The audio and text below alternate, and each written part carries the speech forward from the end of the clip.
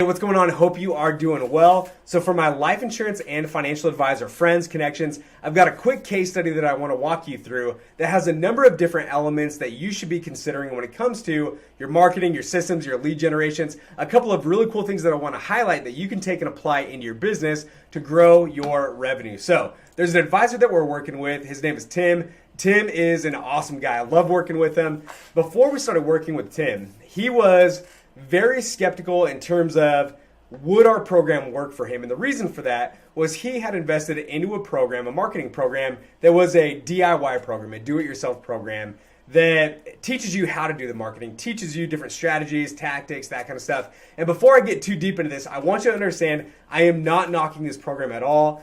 Lots of great success stories have come out of it. Lots of great cases have been landed. But what I want to highlight is that when it comes to marketing and lead gen and programs and systems and all that kind of stuff, is that there is no one size fits all. Something that you should consider before jumping into any program, ours included, is what are you looking to accomplish? What do you like to do? What do you want to be doing on a day-to-day basis? There are certain individuals who want to do it themselves. There are certain individuals who want it all taken off of their plate. So there's just consider a number of those different things before going into any program. So what Tim was saying is he's like, hey, I just invested essentially double what we charge for our Done For You program. He's like, I just invested that, haven't seen a single thing come out of it. And he's like, man, I've been taking a lot of beatings. Like, I just don't know if I have it in me to do another program. It was like, fair enough. Here's what we're looking at doing. So a lot of our stuff starts on LinkedIn. We're looking at getting somebody off of LinkedIn as fast as possible. Here are the different pieces and here's how it works. And I'm an open book when it comes to this stuff. And so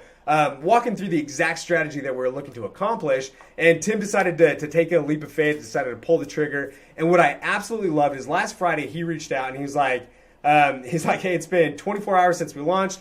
And I must say I've had more conversations with people than in the whole 120 plus day program I was in, even if their reply is no thank you. So kind of some feel good stuff there is that, we've got those connections going, those conversations going. We've got the beginning part of the program and the lead gen strategy in place, and we're starting to see that traffic pick up, right? One of the things that I will highlight with a lot of programs, and ours included, is that those connections and the conversations when we're working on LinkedIn at first, is that those are important steps in the process, but that is not the entire process. You can't pay your bills with connections and conversations. And so while I love seeing at the beginning that there was activity happening, and it was a quick, like a feel-good hit for Tim there, right? But what I loved is that he reached out today, and I had to edit this out so I had room, but he was reaching out with a question, and then he was like, hey, FYI, I spoke with an old friend this morning who got pinged on LinkedIn, and went to the landing page. He could be my first client. Even if he doesn't qualify, the system is working. So that's actually what I want to see, is that I want to see that we're actually getting people coming through. Conversations are happening, meetings are happening, strategy sessions are happening, and there are people that you're able to get in contact with who are looking at what you offer. They want to, hopefully take advantage of your expertise. And so this is hopefully the first of many that are going to come through.